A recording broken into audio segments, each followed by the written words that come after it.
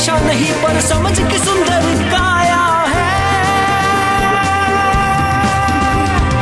Born to be remembered, born to be remembered, born to be remembered, born to be remembered। दुनिया में शांति को स्थापित करने के लिए यूनाइटेड नेशंस की बहुत बड़ी भूमिका है। शांति के अलावा भी यूनाइटेड नेशंस बहुत से मुद्दों पर काम कर रहा है। यूनाइटेड नेशंस की तरह यूनेस्को भी विश्व को बेहतर बनाने की दिशा में लगा हुआ है। United Nations educational, scientific and cultural organisation या यूनेस्को यूनाइटेड नेशंस की विशेष एजेंसी है, जिसका उद्देश्य दुनिया में शिक्षा, विज्ञान और संस्कृति के माध्यम से शांति और सुरक्षा को बढ़ाना है। यूनेस्को के संविधान पर 16 नवंबर 1945 को हस्ताक्षर किए गए थे, लेकिन इसका संविधान आज ही के दिन यानी 4 नवंबर 1946 को अस्तित्व में आया था।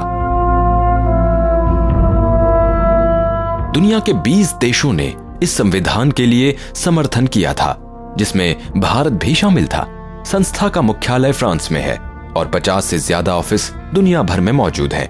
The states parties to this constitution, believing in full and equal opportunities of education for all, in the unrestricted pursuit of objective truth, and in the free exchange of ideas and knowledge, are agreed and determined to develop and to increase the means of communication between their peoples, and to employ these means for the purposes of mutual understanding and a truer and more perfect knowledge of each other's lives. In consequence thereof, they do hereby create the United Nations Educational, Scientific and Cultural Organization. दूसरे विश्व युद्ध के दौरान Europe की कुछ सरकारों ने meeting की, जिसे conference of allied ministers of education का नाम दिया गया। इन मीटिंग्स में दूसरे विश्व के बाद दुनिया में शिक्षा को पुनर्स्थापित करने पर विचार किया गया। संस्था की कॉन्फ्रेंस 1945 में 1 से 16 नवंबर तक चली। इस वक्त यूनाइटेड नेशंस अस्तित्व में आ चुका था। कॉन्फ्रेंस खत्म होने के बाद 37 देशों ने यूनेस्को की स्थापना की, जबकि 4 नवंबर को यूनेस्को का संविधान अस्तित्व में आ चुका था। यूनेस्को की पहली आधिकारिक कॉन्फ्रेंस 19 नवंबर से 10 दिसंबर तक पेरिस में हुई थी। इसमें 30 देशों ने भाग लिया। इसके बाद यूनेस्को ने अपना विस्तार किया और आज इसमें 195 सदस्य देश हैं। वर्तमान समय में यूनेस्को का मुख्य उद्देश्य दुनिया से 2015 तक गरीबी को खत्म करना है। इसे संस्था ने मिलेनियम डेवलपमेंट गोल्स का नाम दिया है। इसके तहत शिक्षा को प्रमोट करना, सामाजिक न्याय को ऊपर उठाना और विश्व शांति और सहयोग को बढ़ाना यूनेस्को के मुख्य उद्देश्य हैं। विश्व संस्कृति की रक्षा करने के लिए यूनेस्को का वर्ल्ड हेरिटेज सेंटर कार्यक्रम है। इसके अंतर्गत सांस्कृतिक, ऐतिहासिक और प्राकृतिक धरोहर को संरक्षित करने का प्रयास है।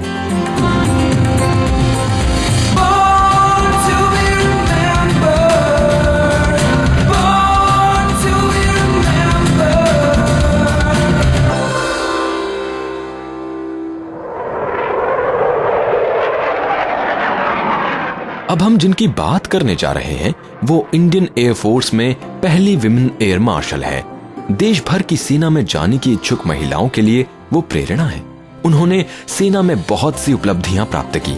वो भारतीय सशस्त्र बलों में 3 सितारा रैंक यानी 3 स्टार रैंक पर पहुंचने वाली दूसरी महिला है। इसके अलावा वो वायुसेना की पहली एयर वाइस मार्शल भी हैं। उनका नाम है पद्मावती बंदोपाध्याय। जाबाज हम चले, छूने आसमां चले, अपनी तो बस यही उड़ान है। बड़ी शान से चले, अभिमान से चले, अपनी तो बस यही पहचान है। आसमान की सैर करना उनका पहला प्यार था। वायु मुख्यालय में वो मेडिकल सर्विसेज की डायरेक्टर जनरल रही। जंग में जब देश के लिए लड़ने का मौका आया तो वो दुश्मन के सामने जाकर लड़ी। 1971 की भारत पाक लड़ाई के लिए उन्हें विशिष्ट सेवा मेडल दिया गया। उन्होंने वायुसेना के 33 साल की सेवा की। वो विमानन चिकित्सा विशेषज्ञ यानी एविएशन मेडिसिन स्पेशलिस्ट होने के साथ साथ न्यूयॉर्क एकेडमी ऑफ साइंसेस की सदस्य भी हैं। लेकिन उनकी पढ़ाई दिल्ली से हुई। पढ़ाई के बाद 1968 में वो भारतीय वायुसेना में भर्ती हुई।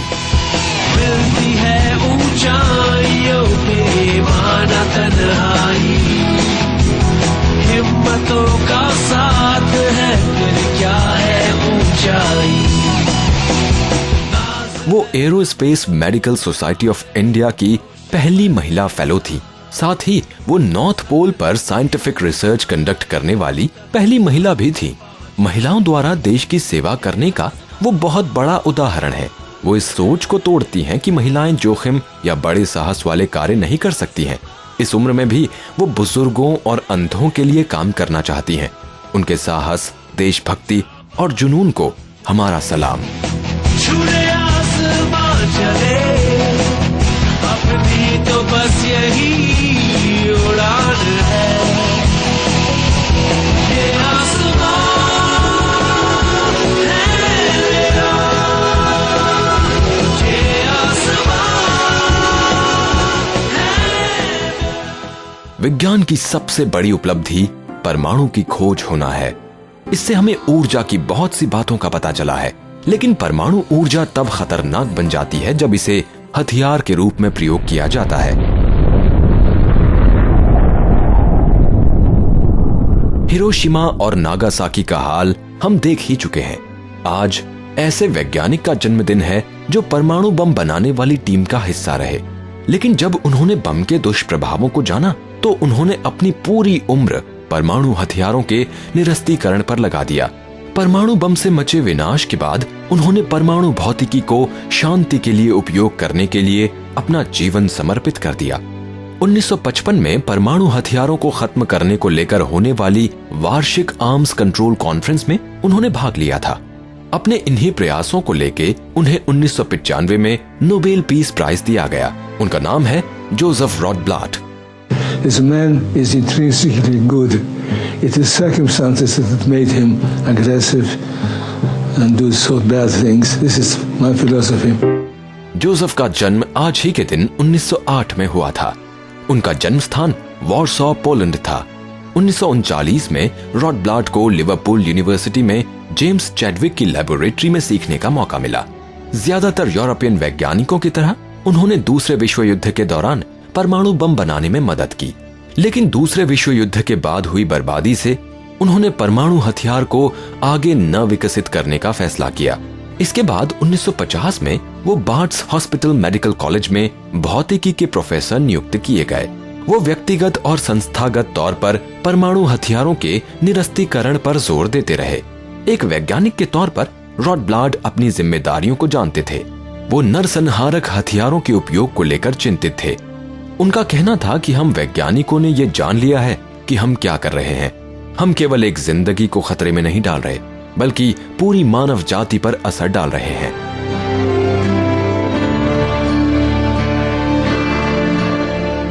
रॉडब्लाट को 1992 में एल्बर्ट आइंस्टाइन पीस प्राइज दिया गया। इसके बाद वो 1995 में रॉयल सोसाइटी के फेलो बन गए।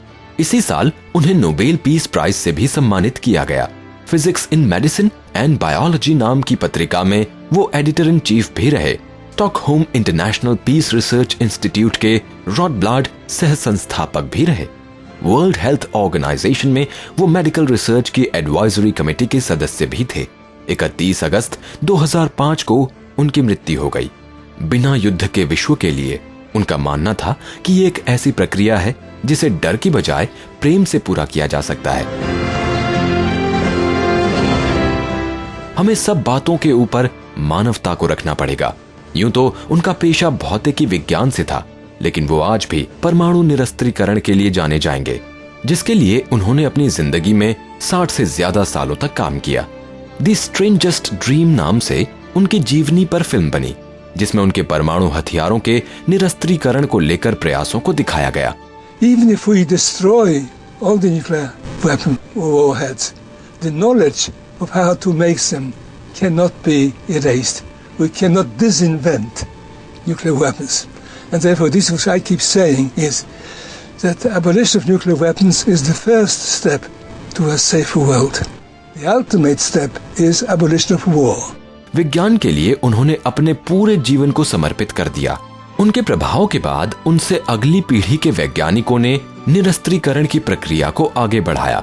रॉड ब्लाड उन वैज्ञानिकों में से हैं जिन्होंने शांति को सबसे ऊपर रखा।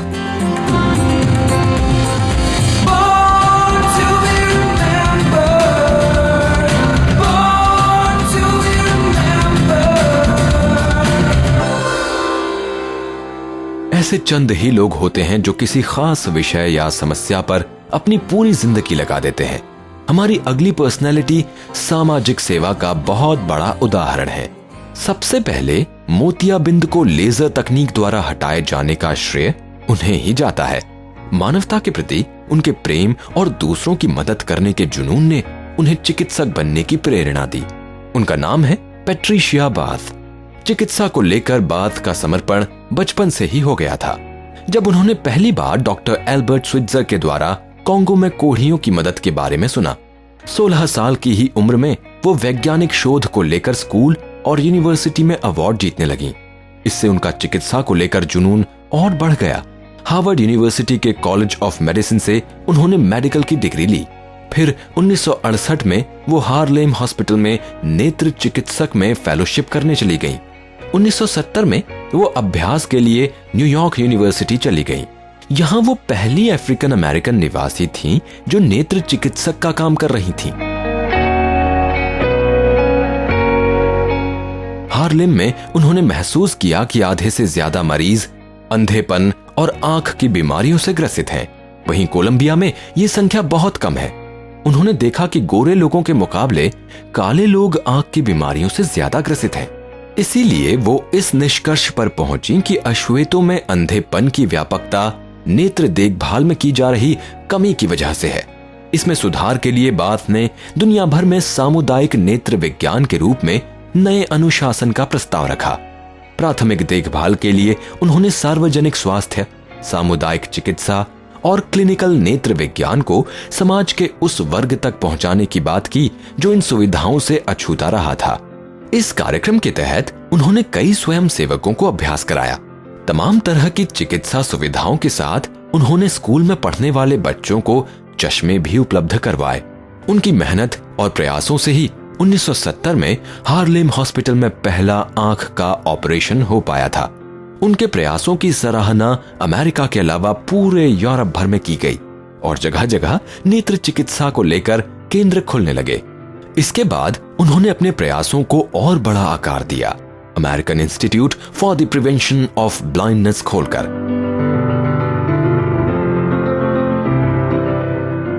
जिसमें उनके 3 सहकर्मियों ने भी योगदान दिया। इस संस्था का मुख्य विचार आंखों को हर इंसान का मूल अधिकार मानना था। साथ ही प्राथमिक नेत्र रखरखाव पर भी उनका जोर था। इंस्टीट्यूट ने कई आई ड्रॉप और अन्य वैक्सीन्स बनाई। निदेशक के तौर पर पैट्रिशिया बाथ ने बहुत यात्राएं की, जिसमें उन्होंने लोगों को सर्जरी सहित नई चिकित्सा तकनीकों के बारे में भी बताया। बाथ लेजर वैज्ञानिक और आविष्कारक भी हैं। अपनी रुचि, अनुभव और अनुसंधान से उन्होंने नए डिवाइस लेजर फेको की खोज की, जिससे उन्हें मोतियाबिंद हटाने में मदद मिली। Hello, I'm Dr. Patricia Bath, and I'd like to tell you about an exciting new innovation in cataract surgery, which I call laser phaco. Laser phaco is a new technique in which laser energy, rather than ultrasound energy, is used to fragment the lens nucleus. One of the distinct advantages of laser phaco is the easy application of endocapsular cataract surgery. उनको इस उपकरण का विचार सबसे पहले 1981 में आया। उस समय के हिसाब से ये बहुत आगे की सोच थी। इसके लिए शोध और प्रयोग में उन्हें करीब 5 साल का समय लगा। आज ये उपकरण दुनिया भर में उपयोग में लाया जाता है। केराटोप्रोस्थेसिस की मदद से उन्होंने कुछ ऐसे भी मरीजों के जीवन में फिर से उजाले की लौ जलाई जो करीब 30 साल से अंधे थे और ऑनररी मेडिकल स्टाफ के लिए नियुक्त हुई। आज भी वो पिछड़े इलाकों में लोगों को चिकित्सा सेवाएं उपलब्ध करवा रही हैं। 2001 में उन्हें international women in medicine hall of fame में शामिल किया गया। अंधेपन से लड़ने का उनका जुनून एक महान प्रेरणा है। वो कहती हैं कि किसी की आंखों की रोशनी वापस लाना जिंदगी का सबसे बड़ा इनाम है। वो अपने माता पिता का धन्यवाद करती हैं, जिन्होंने पैट्रिशिया बाथ को पढ़ने के अवसर प्रदान किए और उनके सपनों और विचारों पर भरोसा रखा। उनका मानना है कि सच की ताकत पर भरोसा रखो, अपनी सोच को बहुमत की सोच में ना बहने दो। याद रखो कि विज्ञान की सीमाएं हैं, लेकिन कल्पना की कोई सीमा नहीं है।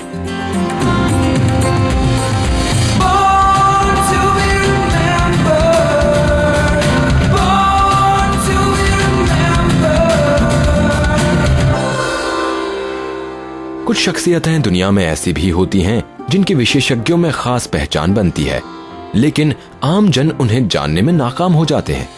भारत में ऐसे कई कलाकार हैं जो अपने काम में सर्वश्रेष्ठ हैं, लेकिन आज भी आम जन के बीच गुमनाम हैं। ऋत्विक घटक ऐसे ही भारतीय निर्देशक हैं जो दुनिया भर के निर्देशकों के लिए बहुत बड़ी प्रेरणा तो हैं, लेकिन वो आम जन तक नहीं पहुंच पाए। उनकी फिल्में इतनी वास्तविक लगती हैं कि बहुत से फिल्म निर्देशक उन्हें सत्यजीत रे से ऊपर गिनते हैं। विशेषज्ञों का मानना है कि उन्होंने जो फिल्में बनाई वो अपने समय से आगे की फिल्में थीं। साथ ही वैसी फिल्में आज भी भारत में नहीं बनी हैं। कला के प्रति इतने समर्पण के बावजूद गुमनामी में खो जाने के कारण उन्हें लुटा हुआ कलाकार भी कहते हैं। ऋत्विक घटक का जन्म ढाका में हुआ था। उस समय भारत अंग्रेजों के अधीन था। ढाका में बाढ़ आ जाने के कारण उनका परिवार बहुत से शरणार्थियों की तरह कोलकाता आ गया। इसके बाद 1947 में भारत की आजादी के समय बंगाल का विभाजन हो गया। अपनी जन्मभूमि को छोड़ना बहुत दर्दनाक होता है और इस विभाजन का दर्द बाद में उनकी फिल्मों में भी दिखा। उनके पिता सुरेश चंद्र घटक नाटक लेखक और कवि थे। उनकी इस प्रतिभा का प्रभाव ऋत्विक जी पर भी पड़ा। 1951 में वो इंडियन पीपल्स थिएटर एसोसिएशन यानी इप्टा से जुड़ गए। यहां वो प्ले लिखने के साथ साथ डायरेक्ट भी करने लगे। फिल्मों में उनका आगमन 1950 में हुआ, जब उन्होंने फिल्म चिन्नामुल में एक्टर और सहायक निर्देशक के तौर पर काम किया। अजांत्रिक उनकी पहली कमर्शियल रिलीज साइंस फिक्शन पर आधारित कॉमेडी ड्रामा फिल्म थी। इसी साल उनकी लिखी हुई फिल्म मधुमती भी रिलीज हुई, जिसे विमल रॉय ने डायरेक्ट किया था। सुहाना सफर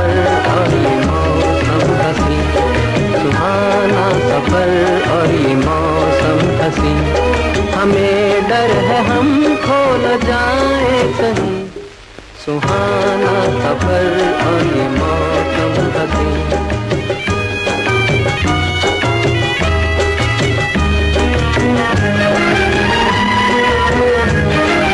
ये कौन हंसता है फूलों में छुप कर, बाहर बेचैन है किसकी धुन पर। ये कौन हंसता है फूलों में छुप कर, बाहर बेचैन है किसकी धुन पर। कहीं गुनगुन कहीं रुनझुन के जैसे नाचे जमीन।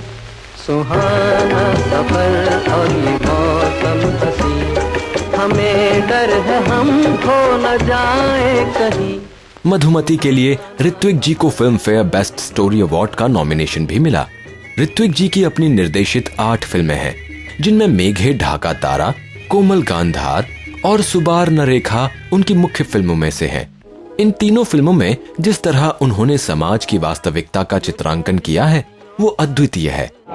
চারিপাশের অবস্থার চাপে মেঘে ঢাকা আকাশের মধ্যে নিষ্প্রভ ঘষা ঘষা তোমার জ্যোতি। আরে অসহ্য, আরে না না, নামটা দেখি, আরে নামটা শোনো শোনো শোনো। দেখ খুকি, আমার কদর একমাত্র তুই বুঝবি। বুঝলাম, চলে যে যাচ্ছিলে কালকে কথা মনে আছে? 1966 में वो film and television institute of India Pune में पढ़ने के लिए चले गए। यहाँ संस्थान का विजडम ट्री है, जहाँ छात्र अपने विचारों का आदान प्रदान करते हैं। ऋत्विक जी ने भी यहाँ अपने लेक्चर्स दिए। वो अपने समकालीन निर्देशक सत्यजीत रे के कटु आलोचक थे। वो उनकी फिल्मों के बारे में कहते थे कि रे कीटाणु रहित वास्तविकता दिखाते हैं। ऋत्विक जी के विचारों का प्रभाव उनके छात्र सईद अख्तर मिर्जा और कुमार साहनी पर देखने को मिलता है। 1970 के दशक में ऋत्विक जी फिल्म मेकिंग में वापस आए और तिताश एकती नादिर नाम से फिल्म बनाई। उनकी कई फिल्में अधूरी रहीं और कुछ एडिट डेस्क तक आते आते मर गईं।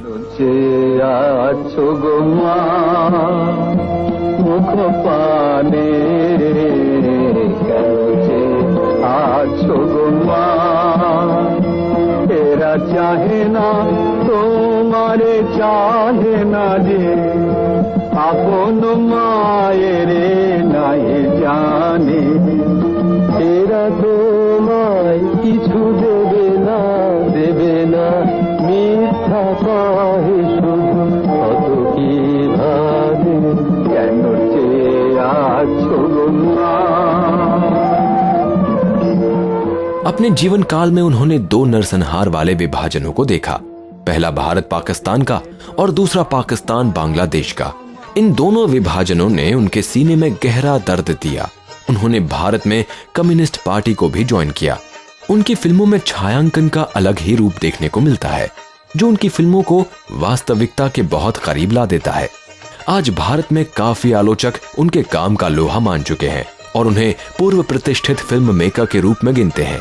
1970 में उन्हें पद्मश्री से सम्मानित किया गया। 1974 में उनकी फिल्म जुक्ति ताको आर गापो को बेस्ट स्टोरी का नेशनल फिल्म अवार्ड दिया गया। ऋत्विक जी भले ही आज भारत के सबसे महान निर्देशकों में शामिल हों, लेकिन अभी उनका काम बहुत ही सीमित समाज तक पहुंचा है।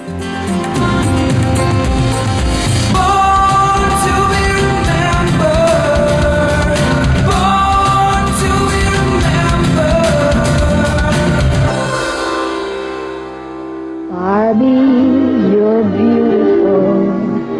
You make me feel my Barbie doll is really real. Show की आखिरी शख्सियत अपनी बहुत ही अच्छी रचना को बच्चे बच्चे तक पहुंचा गई है। ये रचना है बार्बी डॉल। डॉल्स या गुड़ियों के जरिए किशोरियों को कैसे आत्मविश्वास से भरा बनाना है, ये वो अच्छे से जानती थी। उन्होंने आजादी से जीने वाली अकेली महिला की कल्पना की और बार्बी का निर्माण किया। हम बात कर रहे हैं रूथ हैंडलर की। रूथ हैंडलर का जन्म आज ही के दिन 1916 में हुआ था। वो डेनवर, अमेरिका की रहने वाली थी। रूथ और उनके पति इलियट हैंडलर ने 1945 में 3 मेटल क्रिएशंस की स्थापना की।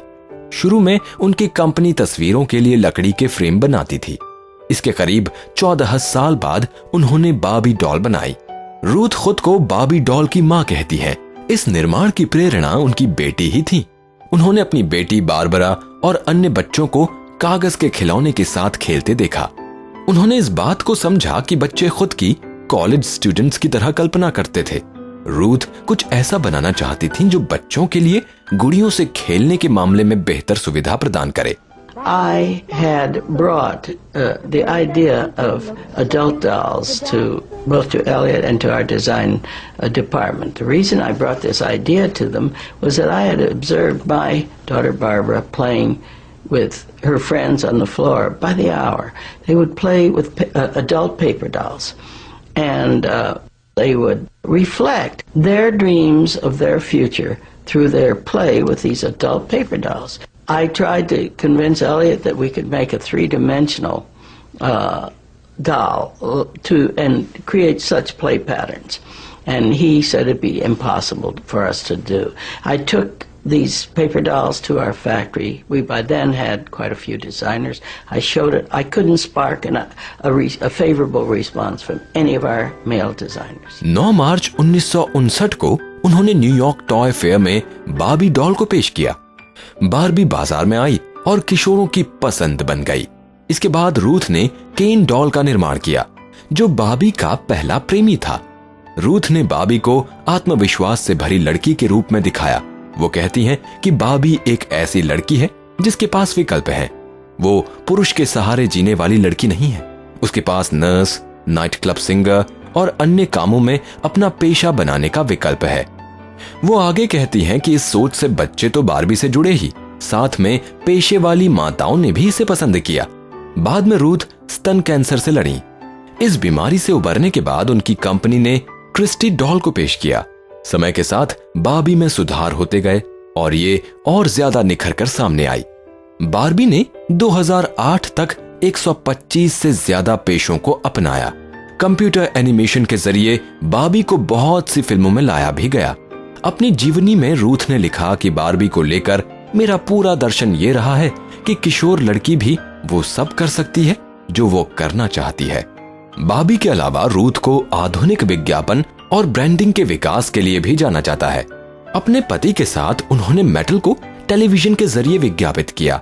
उस समय वो टीवी में विज्ञापन देने वाले चुनिंदा लोगों में से थीं। 1950 के दशक में रूथ की कंपनी का क्रिसमस के समय आया माउस गिटार भी बहुत लोकप्रिय हुआ। 2002 में रूथ की मृत्यु हो गई, लेकिन बार्बी के रूप में वो जिस काल्पनिक महिला को स्थापित करके गईं, उसका सफर आगे भी जारी रहा। बीच में कुछ गिरावट के बावजूद आज भी मेटल हर साल करीब $1 बिलियन की बार्बी बेचती है। रूथ का मानना था कि हमें बिजनेस चलाना नहीं आता था, लेकिन हमारे पास सपने और प्रतिभा थी, जिसके बल पर हमने टॉय इंडस्ट्री में बदलाव ला दिया। वो मानती थी कि बच्चे बार्बी में अपनी वयस्कता को देख और समझ सकते हैं। वो उसके साथ बैठ के बातें कर सकते हैं, जैसे कि ये डॉल सचमुच की महिला हो।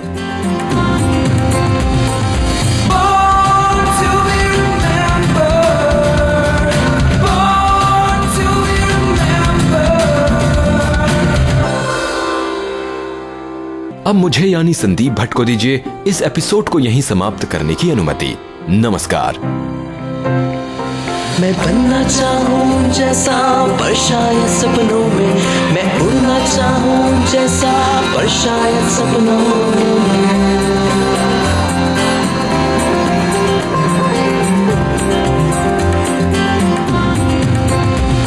सपनों की है उड़ान, कांटे बन गए फूल समान, रोक न पाए वो मुझको मुट्ठी में मेरी है आसमान।